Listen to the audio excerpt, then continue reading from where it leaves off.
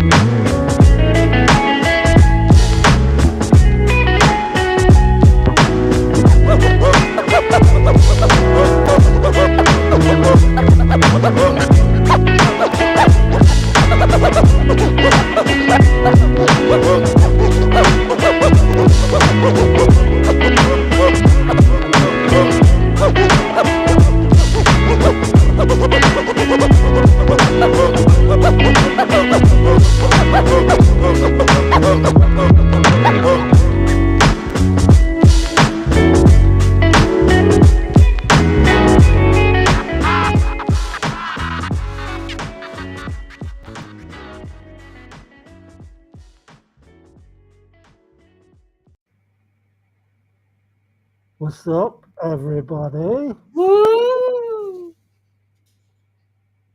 Who do we Happy have? Halloween, guys! Happy Halloween! Oh man, you were looking so good until a second ago.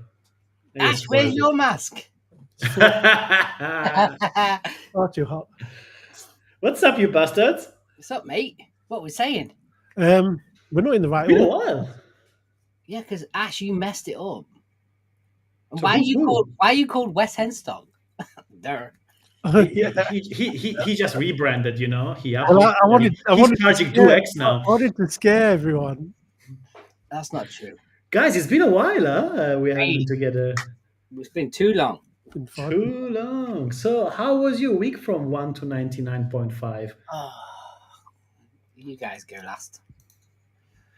You guys go ahead. Oh yeah, where's yours? I'm confused now. I showed you where my brain's at. Yours has been great. Where's you been on holiday? Yeah, mate, look at Have that. you been quiet? Look at the golden arms of meat. Mm. I think as a Brit you could have come back a bit more a bit redder, you know. Mate, it's that Lobster. that Italian DNA in there, man. I just go golden, you know. Hey, I've had a good week, man. Just come back from the Caribbean. Avoided this thing called Melissa. She did all right though. She's done wonders, hasn't she? But anyway, we've avoided that. You boarded the Avoided hurricane. Melissa. Yeah, she's Yeah. she's a nasty piece of work. Praise to Jamaica, Haiti, Yeah, Yeah, Bermuda, stay safe, people. Barbados. How was your week, Ash? my week's been good. Had a bit of time off. Just chilling with the family, and yeah, getting ready for chapter 2. How long did it take you to find your mask? Find my what? Mask. Don't lie. I don't think I ever found it. Anyway, welcome to the water cooler, everyone. If you're a water cooler virgin, this show is all about brand talks. We have the best representative of their specific topic every 2 weeks, coming here. And the guest is always secret until the last second. We had Aker, we had the new mayor, we had Christo, we're gonna have, I'm not gonna tell you, but we're gonna have some really, really big, huge names as well. And today, very serious topic presented by very silly people, as we like it. I like that. So make sure you stay on. Who's doing the intro today? We should coin that. Like let's brand it. Very serious topics curated by very silly people. Yeah, that's how we like it. Yeah, but the water cooler is that place, right, where we all come, kill time at the end of the day on a Friday, talk about something that we didn't know, meet somebody new that we didn't know, and learn something. Walk away, and that's what the water cooler is all about, isn't it? Amen. And Yeah, now today we're or a lead-in, isn't it, Ash? Mm-hmm. Yeah, and today we're going to learn a lot, and it's I think a topic not just for like our audience. Anyone in business needs to be a part of and listen to. It's choppy wherever you are in the world in terms of sales. Which is why we called this one "Selling in Uncertain Times" and how to find clients, how to find work when clients aren't buying.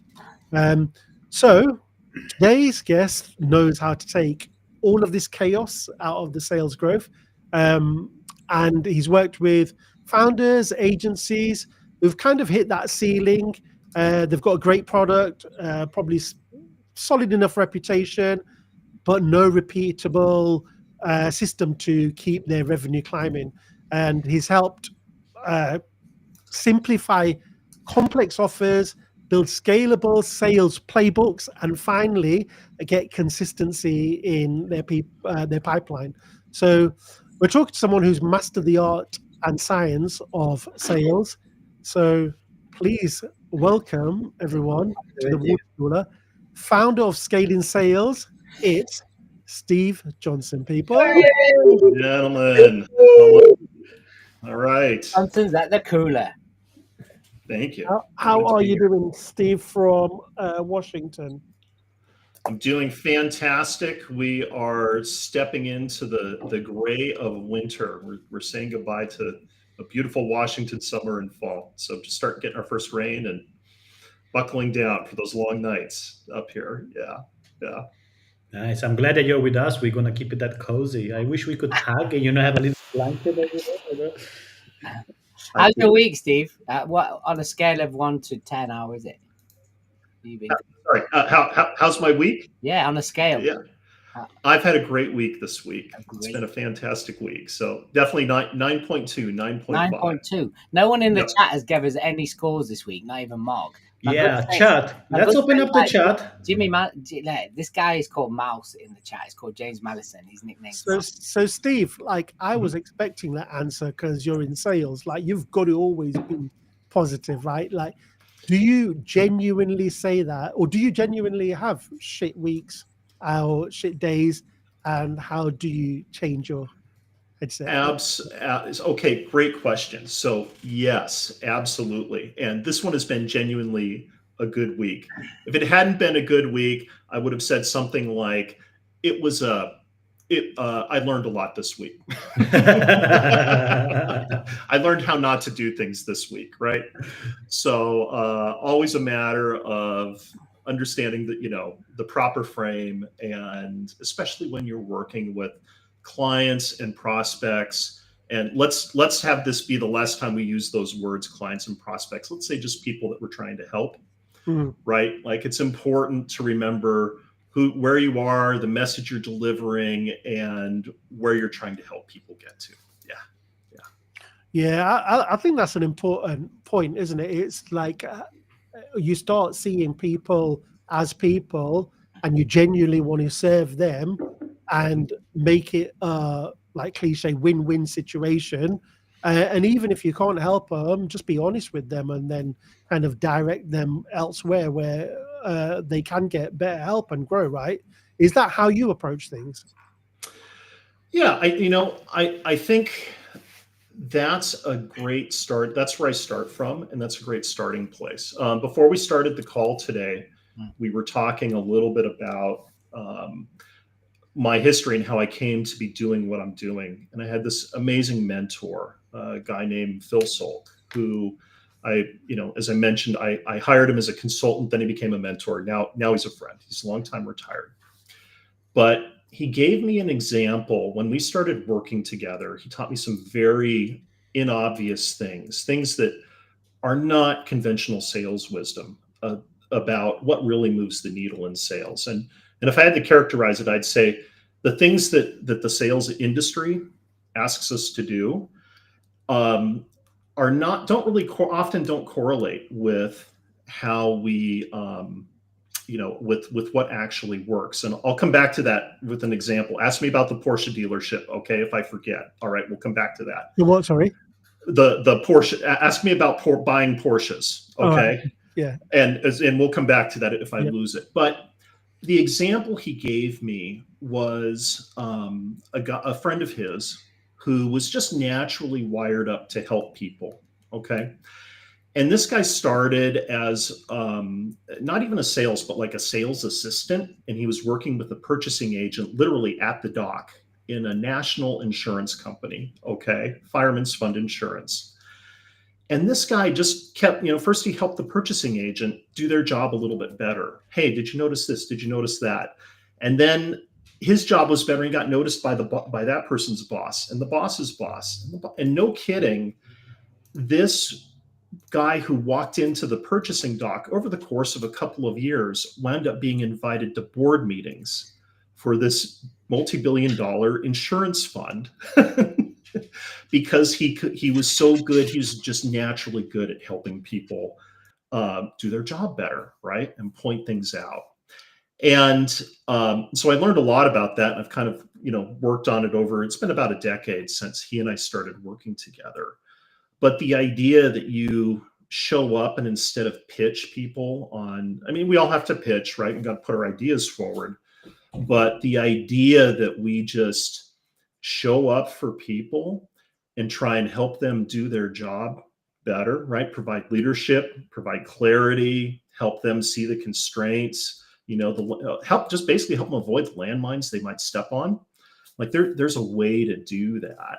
And I think as designers and strategists, right, like we're all wired up a little bit differently. I think we have an advantage over sort of regular, salespeople or sales professionals in that we can see the bigger picture and we can help, we can help our clients not step on the landmines. And, if you want somebody to know, like, and trust you, right? Is it more effective to show up, like take them to lunch or go, play golf is like the old, sort of the meme there, whatever it is, or just, keep them out of trouble, right? And help them, have a pure executive conversation with them about their business. There's just a lot of value in that. And we can come back to clarifying that.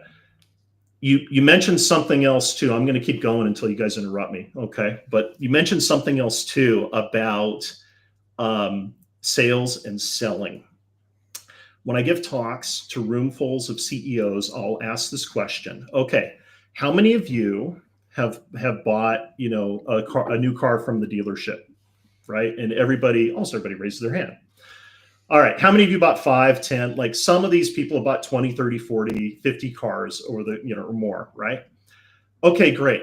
Keep your hand. How many of you bought because of your salesperson, right? How many of you bought that car because of your salesperson? Put your hand up. How many of you bought a Porsche because of the salesperson? All the hands go down. How many of you bought in spite of the salesperson? All right. Everybody's hand goes up. And one guy once let himself get talked into a Porsche, and that was great. But it proves a point, and with Porsches, and it look, this doesn't all metaphors sort of fall apart a little bit at the edge. So we can talk about the edge cases, especially for B2B. But so then I asked the question, like, where did the decisions get made for you, right, that caused you to want to buy this car? What rooms did those get made in? Who made those decisions? Where did those get made? It wasn't the salesperson. And everybody is buying cars in spite of the salesperson, not because of the salesperson. Yeah. Well, right. It was the product design. It was the marketing. It was the brand. It was the positioning in the market. Somebody knew them. Okay. So, so it's important. Where are we going to land this plane? The point here is that, like, the offer is key. Yeah. And breaking down the offer, and then from that comes the things that your salespeople do and say, that the people who generate leads do and say. And then, as a lot of us who are on the call today, right? We're solopreneurs, or we run agencies or smaller businesses. It's like all this stuff applies to us too, and how we approach it. Before we get into the actual offer, I have not bought from a salesperson. Like, I've been ready to buy, and then I've come across a salesperson, and they've put me off. And I think that's generally the feeling people get from salespeople and sales. Why are they so hated and resented? Yeah, where's that resent come from? So I think there's two different questions there. Okay, one is, where does the hate come from? Well, none of us like to be sold to, right? We like to buy things, but we don't like to be sold to. Why is that? Well, because we don't like to be taken advantage of. And salespeople have a reputation for doing things to make a commission, not to help us, right? So we put up our defenses there. I think the deeper problem, it's the system that they operate in, right? Like salespeople, if you look at an organization, and I'll talk about B2B here, okay? And let's say software or AI or tech sales in B2B, right? Everybody in the organization except the salespeople, and again, I'm going to generalize here, but they have defined jobs, and there's often some forgiveness, that there's some mercy, right? Some grace around what they're doing. Salespeople have the same pressures that the CEO of the company has. If it doesn't make revenue, right, like the company stops. And a CEO, if they're not showing revenue growth, they don't make their bonus. If it's a public traded company, like share price goes, like there's all these other consequences. And salespeople don't, if they don't produce, they don't keep their jobs. So their incentive is to close deals. The customer's incentive is to solve their problem, and the company's incentive is to get good customers, right? and they're all kind of at odds with each other. So one of the ways, and this is probably beyond the scope of today, but one of the ways is like we designed a compensation plan that addresses all those incentives. But Ash, to your question, yeah, like salespeople, at the end of the day, if they don't get deals, they don't eat. Yeah, it's interesting. I think one of the things that came into mind, especially when you're talking about the car example, is the fact that a lot of people are sold when they are not in need as well, right? So there is a study, I think it was by the LinkedIn B2B Institute and the BUS Institute as well. That basically was saying that only 5% of your consumers are ready to buy today, right? The other 95% are not ready to buy today. So if you go out there with a sales messaging instead of a brand positioning messaging, which are two different things, you're alienating them. But if you are aware of this 95% rule, and let's say instead of doing aggressive sales, you do brand building, when the demand in their mind arises, when they are ready to buy, you will be the supply for that specific demand. And it works really well with the car example, because like, how often do we change car? I wish to everyone in this call and everyone that joins us online today to buy as many fucking cars as you want. But the average person, 5 years, 10 years. But when you get there, it's not that you go on Google, what car should I buy? You already have kind of like a list, maybe Porsche is aspirational, this is more practical. So, and those brands manage to develop that perception. So, in your opinion, what is the relationship between brand and sales there? How do you see it? Great question. Brand is everything to sales. You heard it. You heard that from the sales guy. Yeah. Brand is the world. Brand is everything. Okay. Let's talk about B2B and sales. Okay. And just really quickly, we'll touch on this, and then maybe we can bring it back to something that's helpful for like specifically that people in our audience today can use. But one of the biggest mistakes in sales, and again, thinking for large B2B companies, is we need more sales, so we need to scale up our sales team. Let's get a bigger sales team, right? And one of my observations is that the sales team can only perform like a good sales team can't outperform bad brand and bad messaging, right? Like they're limited. So if this is your product market fit and your brand and your lead gen messaging, that's the total potential of your sales team. So you could have a sales team that could do this but this is where they are. Here's an example, and sometimes an external event can change this. Okay, so here's an exception that proves the rule. Everybody remembers this little thing called COVID that happened a couple of years ago, right? And there was this little, I think I have it now. yeah, there was this little company called Zoom that maybe you've heard of, right? Pre-COVID, and I've talked to people at Zoom and people that were around there at the time. Zoom's sales team was doing, and their sales motion was like spot on. Okay, they were doing everything right. And they had pre-COVID, I think they were somewhere around like 280 to $320 million in revenue. And then I apologize, I don't remember the numbers exactly. It's like 24, 36 months later, right? COVID hits, and through that, they come out 10x those sales. It's like 2.8 or 3.2 billion. Did the sales team get 10 times better? No, right? Like, did their offer significantly change? Yeah, you could argue about that, but no, they did the same thing. It just became much more attractive, right? And more needed as well, right? Absolutely. The use case. So the product shifted to meet them. And they had the brand, and they did it right, and all of these things. So that just illustrates how constrained the sales team is by the product market fit and the brand and the messaging. And it's also important to the sales team and the marketing team too, because the things that they say and they do, and this is one of the big disconnects.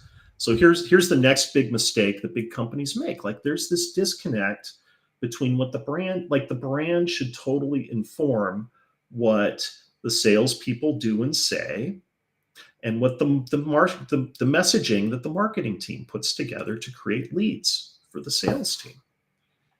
And none of that stuff is ever connected. Steve, Yeah. Do you think like smaller agencies, by the way, I'm a brand guy as well, so I'm playing devil's advocate here.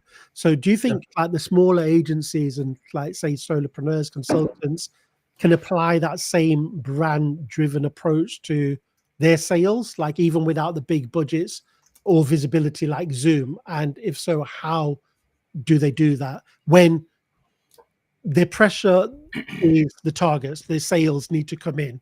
Like, what would you advise there? Yeah, totally. And look, I think you could argue, like, not can you, we're all doing it right now. Like, our brand is what our brand is, and our position is what our position is, and we can make it closer. So what can we do right now? The biggest, so for, and I'm going to assume that the people on the call today are either solopreneurs like me, or maybe they've got an agency or a small company, and the founder or CEO or managing director is either doing, one of two things. Either they are doing the sales and the selling, it's kind of stage one, or they're at stage two where they're maybe doing some of that, but they're also leading sales. And then there's a third stage, scaling sales, which is where you get sales leadership in place. And the fourth stage is pina colada on the beach. That's it. We all aspire to that. Look, so, back to the mistakes and the things to avoid. Trying to be all things to all people. Again, we all do this, and we see the shiny thing. It's hard. Really getting in and focusing on, solving one problem. So making one offer that solves one problem to one ICP or ideal customer profile via one channel. And your networking and word of mouth doesn't count, right? It's something else. Whether that's a LinkedIn, or you've got a content, focus, and any of those kinds of things. And getting really focused on the smallest possible audience, that we can. This is like, it's like the musicians, like it's like the one-hit wonder or the guitar riff that takes somebody around the world and they can retire on, or the one-hit song, like the jingle. Like, you just need that one thing. And how many companies have grown to tens of millions, hundreds of millions, billions, just doing a few things really, really well. All of the right? big ones as well. If you go back to Porsche, it used to be family-owned German-make rear engine sport car with Mhm. rounded lights, air cooled for like fucking like 70 years. They were doing one thing. Yeah. One Yeah. thing. Now they branched out, but like for 70 years they did one model basically. Yeah. All Yeah. the brands hang their hat on like one major thing, right? Yeah. Is if it's Ferrari and it's red, if it's McDonald's, it's a Happy Meal. If it's, you know what I mean? It's like that one thing that you hammer home to a core Yeah. audience repeatedly. You know what I mean? Yeah. And just think about it like cracking the code, right? Like you have to run a bunch of experiments to For crack that sure. Test code and learn, man. Test and learn. and find, and find that thing. And so, and we're all, and again, like we're CEOs and founders, ironically, are often adverse to talking to customers and prospects and trying things and failing in public. Just get used to it. Get over it. Run Yeah, a bunch of experiments as quickly as possible. Yeah. Yeah. I was going to ask a follow-up question to that, but you've started, I think, answering it in that once they've nailed that focus, what's the best way for them to, I guess, validate their offer and their messaging and make sure that it's like really resonating with that specific audience? Yeah. Look, I think from a practical standpoint, get a spreadsheet or, however you're going to keep track of it. And it's this can be tough for a lot of us, but just explicitly, write out, okay, here's what I think is going to work. Here are the 3 things I want to test to see if they're going to work, and prototype them and test them. Right. And just see what the result is. Get the real world feedback. That's, that's the key way. What does that look like? Like, give me a use case and let's give somebody something really specific that they could go put together or try. Like, do you guys have one, or is there one in the chat that's showing up that we could riff on for a minute? Well, no one's putting anything through. Give us a use case, guys. Come on, one liner, drop it in. Yeah. I think that while we're waiting for that to happen, I think we can pull it back. But I've not said too much in this call because me and you spoke a lot, and That's why it was good so far.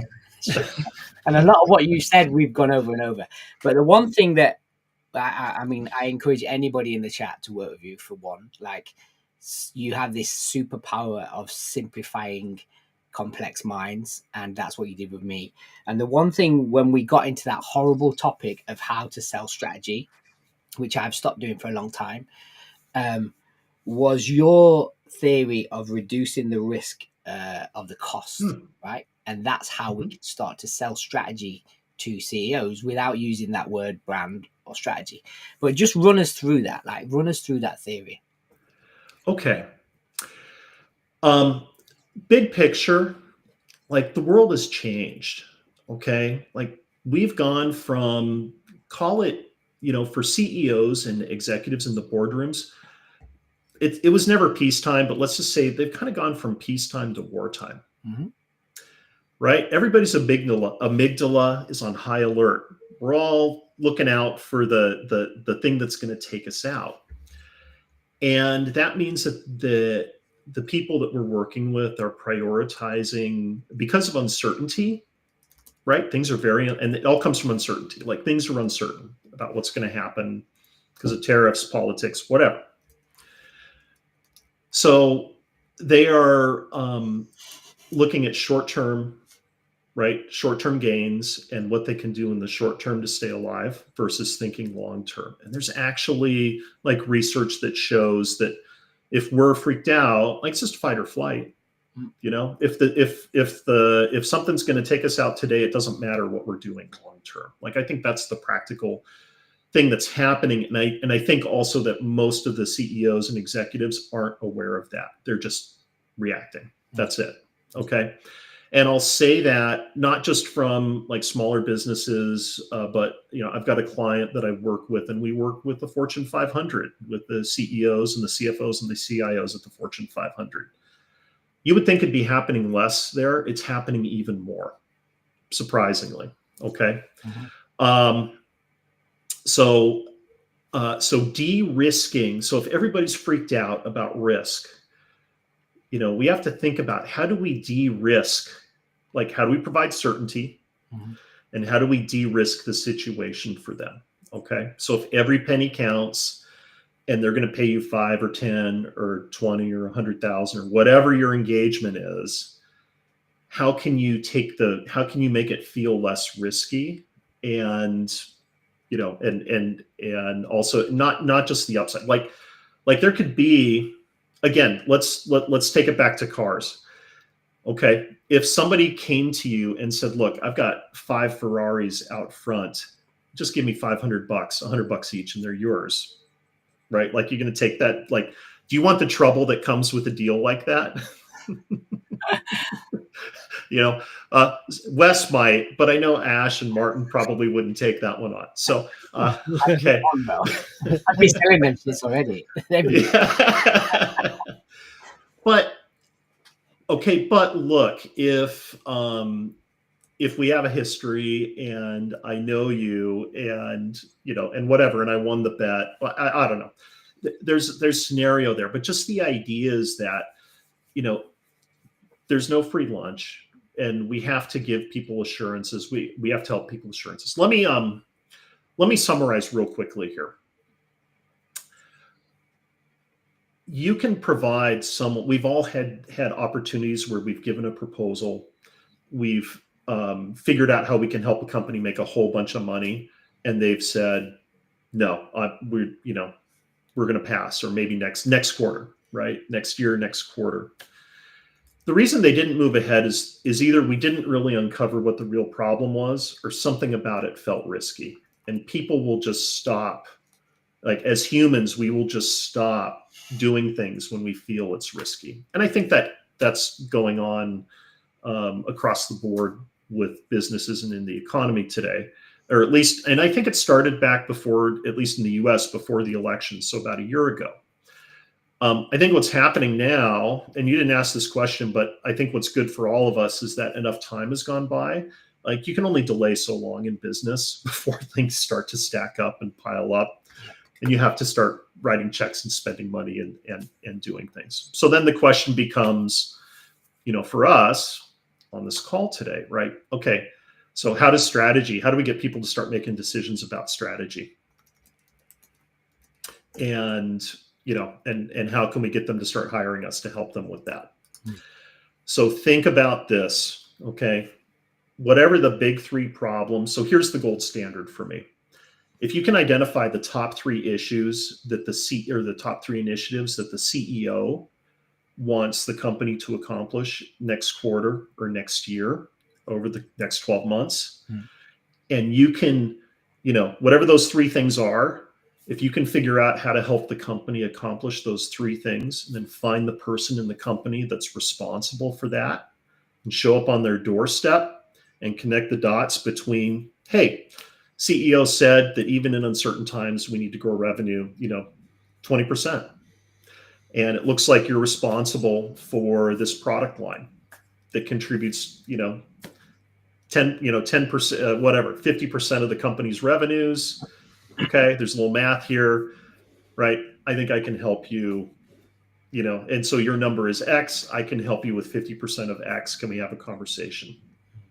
Is this interestingly how it comes full circle? Because potentially the people that you're actually talking about there are salespeople. So is that done full circle? So then we're back to that slog of like trying to educate salesmen or salespeople how important brand is, right? I think we've just done full circle there. And can be. There's not many people like you in sales that I've met. I'm not going to lie. Yeah, I'll definitely say that. I agree. Yeah. Steve, I've got a tough scenario for you. Okay. So how hypothetically, I'm a consultant and I'm afraid that AI will commoditize my offering and IP. Okay. What is the first thing that comes into mind in that scenario? Because I think AI is coming for all of us, right, in a way or another. Yeah. And let's say this is in the B2B consulting space. Hmm. So is the question, okay, AI is going to make my job go away. What the hell do I do? Yeah. Mhm. Is that it? Yeah. Okay. Mhm. Great. We can have a whole nother, we'll have to set up a whole nother one on this one. Look, I actually have her book sitting here on my desk. Donella Meadows, Thinking in Systems. If you guys, I hope everybody's, if you're not familiar with her work, systems thinking, systems theory.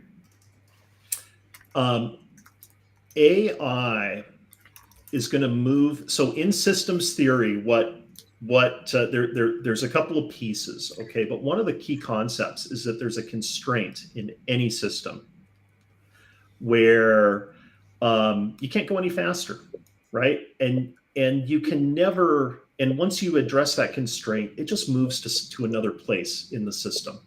Amen. Okay. There's another great book on this that's written like a business story. It's called The Goal, and that's more accessible, right? And it's about a manufacturing plant, but it applies to us too. So think about AI and think about what's the use case right now. Well, the use case is it's simple to get information. Like it makes information and generating text and content and maybe even having a thinking partner. It creates it instantly. It creates huge volumes of it. Okay. So so then the constraint goes from maybe generating or iterating the idea to editing and Brilliant. applying it to the specific issue. I know we're kind of talking in generalities here. No, it's brilliant. Yeah. But the constraint's going to move around, okay? Something that humans have that AI doesn't have and that it's not structured for is that we interact with the real world and learn from it. AI just learns from Reddit. Yeah. Right? Or LL, I shouldn't say, like, we talk about AI, I assume we're talking about LLMs and, Chat GPT and Claude and these things. There's lots of other types of AI. But for us, and in what we do, yes, a CEO can generate strategy, right? Like, look, I was on a call the other day with a software CEO who he was like, Steve, look, we should create agents like the whole Salesforce reporting and Tableau. That's all junk. We should create a whole bunch of agents and automatically get these numbers and do this and that. I was like, okay, that sounds great. Like, good, but does the world need another reporting tool? Like, show me a reporting tool that's actually improved close rates. It doesn't exist. Like, what's the problem? Well, the gap is that we think, oh, I've got a problem, so I'm going to get this software tool to go solve it. Oh, you know what? I right? Like, I need a logo. Let me go get Adobe Acrobat or whatever I'm going to design it with. Yeah, Steve, It's that execution piece. Anyway, sorry, Mark. Go ahead. Yeah. No, 100%. I love this because I think AI is I don't think it's a trend, is a change, right? It's inevitable. But we had many others before, and many, how many fucking times before in the business we thought technology will be the solution. Oh, are we gonna buy a new operating system, new tech, yalla yalla yalla? It's gonna come and solve all the problems. Comes, is not integrated, is not understood. There is no behavioral change, and you just fucking waste a whole bunch of millions on that. And AI is exactly the same as well. I think there is a lot of FOMO now, agents, this and that, but the fundamental core issue, it's still there, isn't it? And technology will not solve the problem, right? It's a tool. It's a human. It's all. There's never technology. I mean, sometimes it is, but primarily it's a human problem. It's not a technology problem. If we want to deep dive on that, we could take a couple minutes on that, or we could go a different direction. But I've got some firsthand experience with that illustrates the point you're making, Martin. I think Ash, you wanted to go into helping people, or like what you want to go for? Yeah, Yeah, I mean, Yeah. yeah. I And there mean, is also a question from Peter in there, which I want to take. yeah. do you want to go with that question first, then, Martin? Yeah, let's go with the question from Pete. People want certainty where there is none. I struggle not being honest with prospects when I preach. Tell clients what they need to hear, not just what they want to hear. How do you deal with this? Okay. Great question. Um, I struggled with this until somewhat recently, like within the last year or two. I saw an interview with the CEO of Microsoft, Satya Nadella, and he got this softball question from the interviewer. Like it was one of these PR pieces, but he got this softball question. But his answer was brilliant, and it applies to all of us, and in sales, but also in business. And the question was, Satya, when you're hiring someone, what do you look for? And he said, oh, we look for three things. The first one is, do they create clarity? Second, do they bring energy? And third, will they unconstrain the constraints? Do they unconstrain the constraints? Okay. I love it because I realize that that kind of summarizes or encapsulates in a lot of ways what my mentor Phil, who I talked about earlier in the call, taught me, and it's so beautiful and it's so simple. So let's just walk through these three things. Everyone's uncertain, okay, and not just about business and life.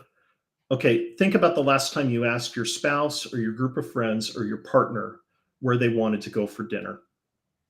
Okay, or yourself. How hard was it to like, oh, are we going to do Chinese? Are we going to do Thai? Are we going to get pizza? I don't know. What do you want?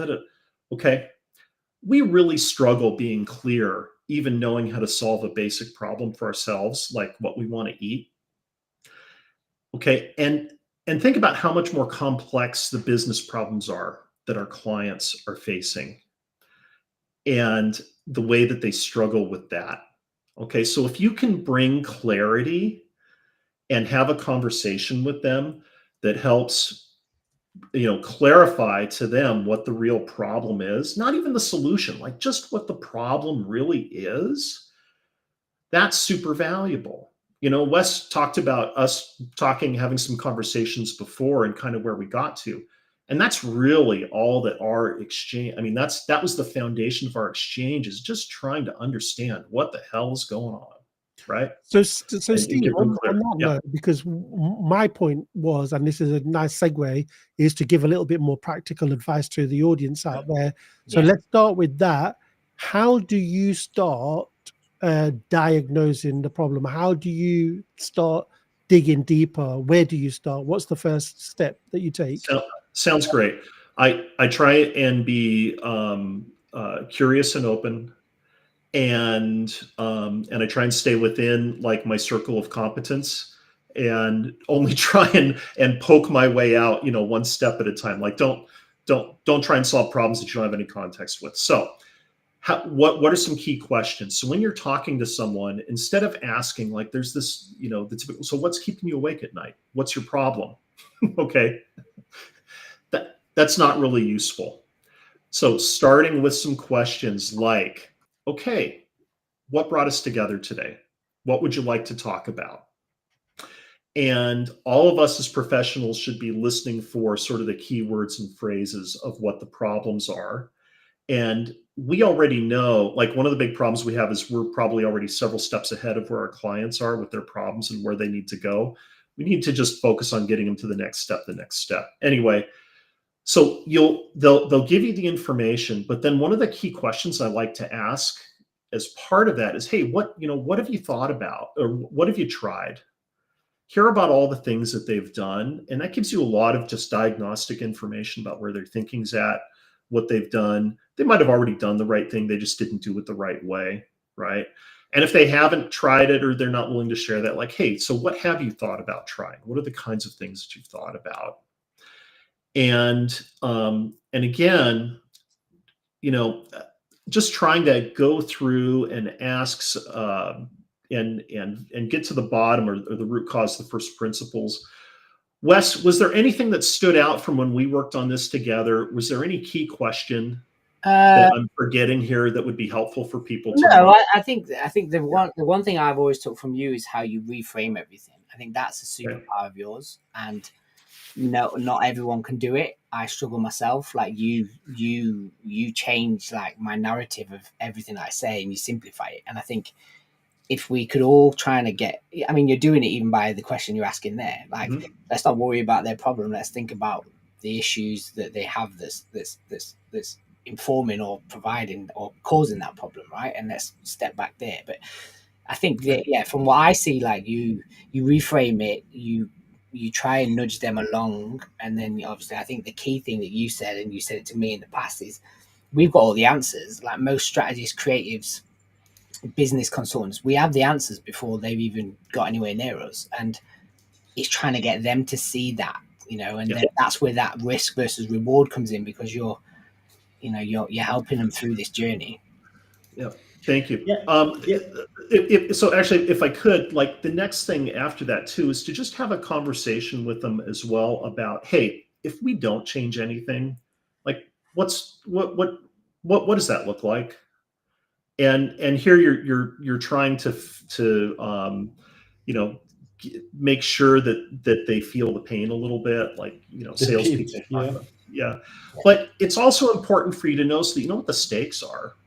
Because if the stakes aren't there, if there's not, again, this is the energy, like Satya talked about, clarity, the energy, right? That's how I interpret that, is like, well, if you're not showing up, if you're not bringing, this motivation for them, then don't waste your time. Okay. Just don't. And so having, asking them where, what happens if we don't do something, and then where they hope to get to. So they've got something that they're moving away from and something towards, and then just drop into the last one, which is, look, and either you can say it like, okay, so I think your primary constraint is this, or they'll come to you, or you just ask them, hey, so where do you think the primary constraint is? And just have a conversation about what the one thing is. By the way, I started using the word constraint with clients, and it has made the conversations much easier. Yeah. It's gotten them thinking in the right frame of mind. And one other thing I'll add here, and then Martin, I want to answer your question. Last thing. You're asking these questions. It's a form. It's a form. It's not therapy, but there's a technique in therapy called motivational interviewing, where you're asking people questions, not because necessarily you need the information, but you're trying to get them to think about the right things that they need to think about for them to just make a better decision for themselves. Sounds like brand strategy workshop facilitation. Maybe. Hey, Mark, what were you going to ask me? I was going to expand on that, on something that I learned a few years ago, which is a beautiful quote, which I think goes beautifully to what you were saying, is that if you're allowed to explain your client problems better than they are allowed to explain it to you, they will gain the understanding and the trust that you have the solution, which might not be true.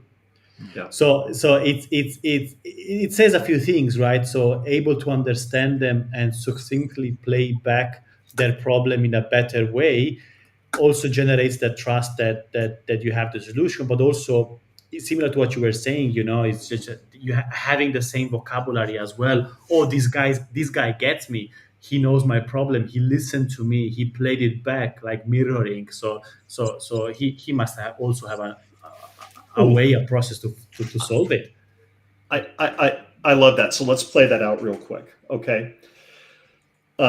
Two different agencies or two different people, right, go into the same CEO, CFO to sell a deal. And one comes in and says, okay, so, we've had conversations, and it sounds like what your problem is that you need to grow by 20%. And here are the things you've tried that won't work.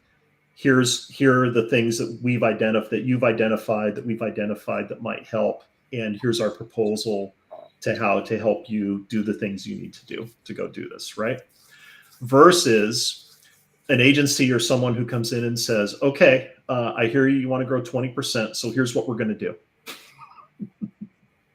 Right. And one is, you're pitching and you're telling them how it's going to be. And in the other, it's their idea, it's their responsibility, and you're going to help them. Like the first one, they're the star, and in the second one, you're the star. Yeah. Right. Who's got the higher probability of getting the deal? Right.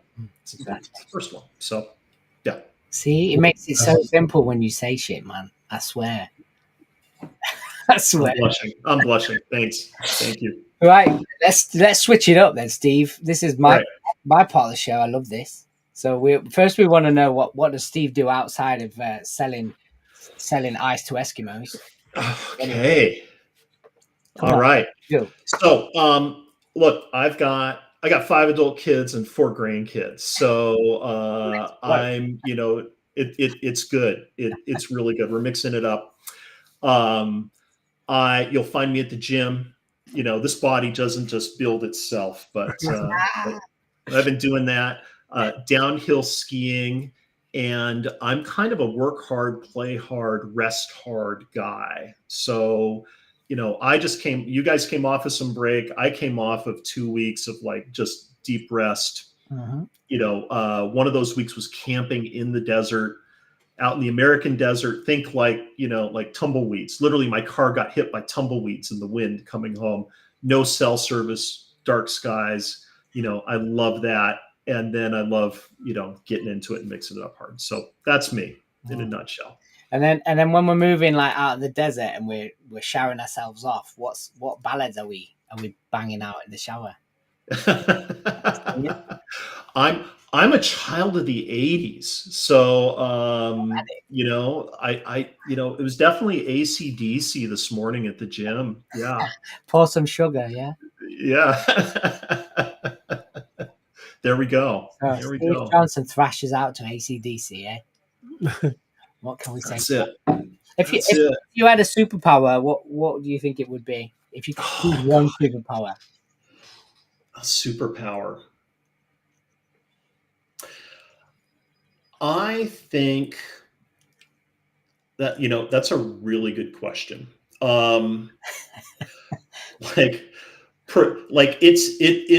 It's been my biggest point of leverage, and also my biggest career handicap is seeing things in systems and trying to do something about it. You're a fixer. Yeah, absolutely. Can't help myself. Okay. All right. I think lastly, I think Ash will ask you another question after this, but have you got any questions for us? Like, we always love a guest. Ash loves this. Yeah, this is Ash's question. This is Ash's favorite. What about a question for us, Steve? Off the cuff.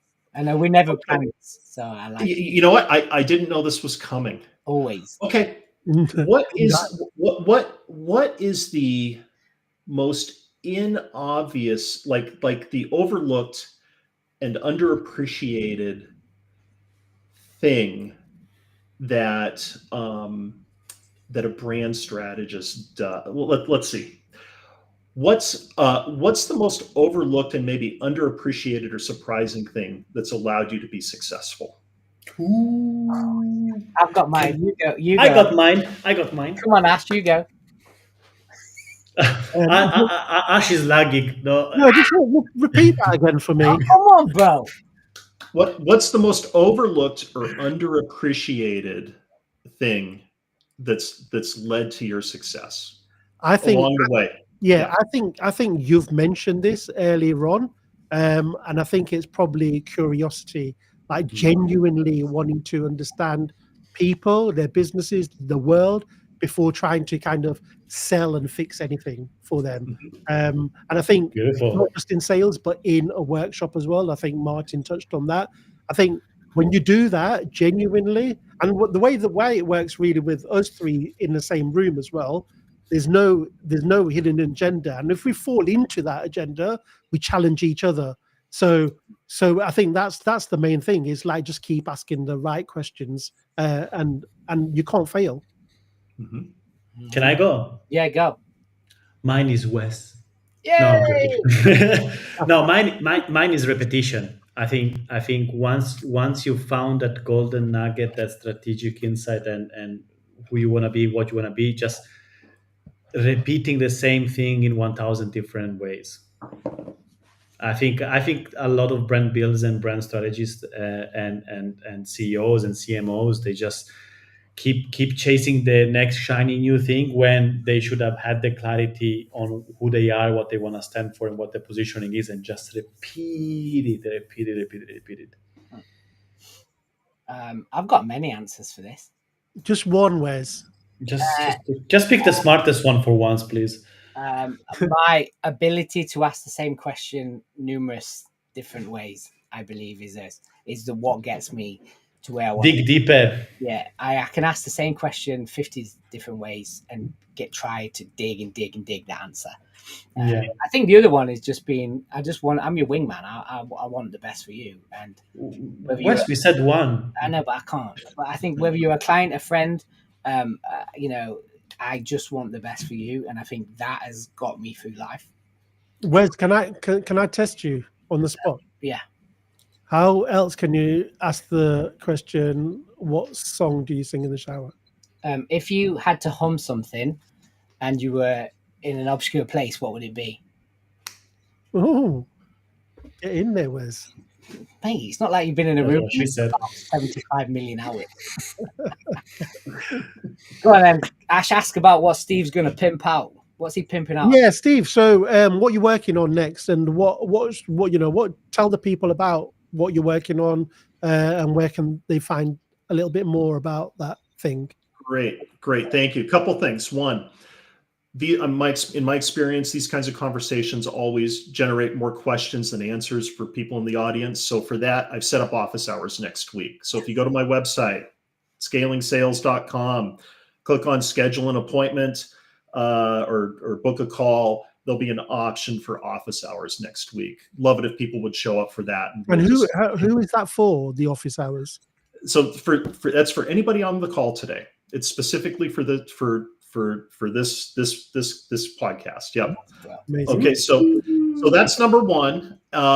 So we can continue the conversation there. I've got a YouTube channel in the works, and if people want to be notified when that comes up or when I have other events, you can also go to my website, sign up for my newsletter. It's across the top there'll be a link for it, and again the website scalingsales.com. What angle are you thinking? I know, obviously, well, I say obviously, but I don't know. It's going to be about sales, this YouTube podcast. How is it going to be different if that is the case? So I'm going to interview founders and CEOs, and then key people in the industry about some of the things that we've talked about today, primarily about revenue. So my whole focus, my whole mission in life is, and we didn't talk about this, but I had an IT and managed service provider business that I bootstrapped from 0 to 7 million in revenue.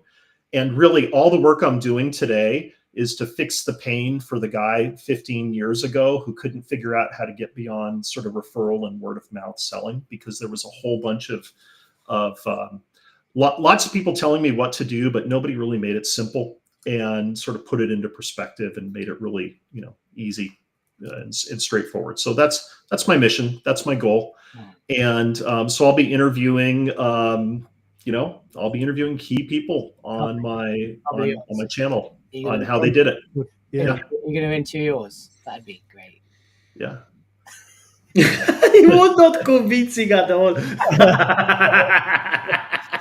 I just popped your link in the chat. I honestly, whoever's listening in, I know that the chat's there, and I know there's more and more people.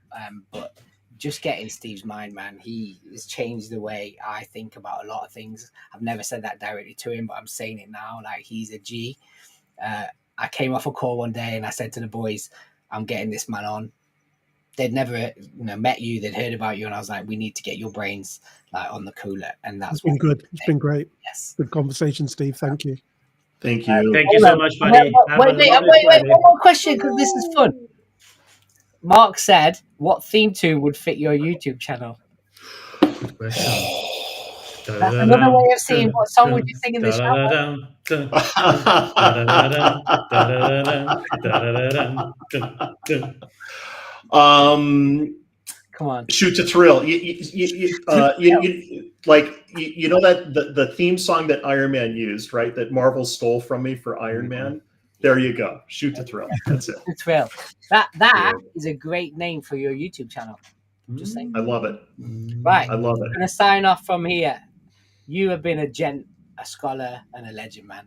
Love you. Appreciate you. Thank you. Thank you. Thank you. Bye, Steve. Thank you Be so well. much. Hey, mate. Ciao. I told you it was a G. I told Yeah, that's really good of that the office hours thing. I might hijack that myself. you, mate. Don't you No, realize he said for the listener, not for the presenter. I was listening. you were listening for once. What a G though, man. Oh, mate, Yeah. he's legit. Really good. I love him. We've got some wicked people in the chat though. Like, Yeah. look at Peter Wilkin. He's left, but what a legend turned up today. Yeah. You know what I mean? Yeah. We've had somebody from Uganda. I think that's a first. Michael Bustin is busting all over that. Dirk Jerkin is in. Mark's in. I want a little shout out to people I just met in the Caribbean that made my vacation my vacation. Amazing people that I met that worked at McDonald's and Travis Perkins, Ellie and John.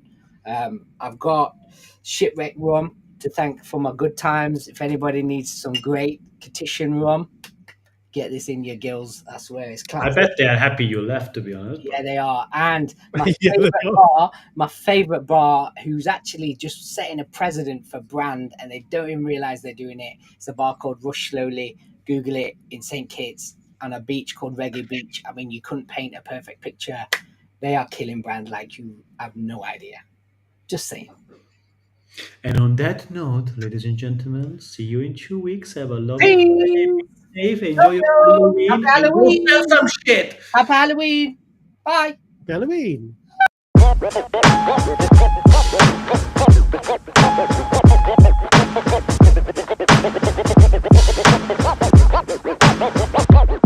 Thank you.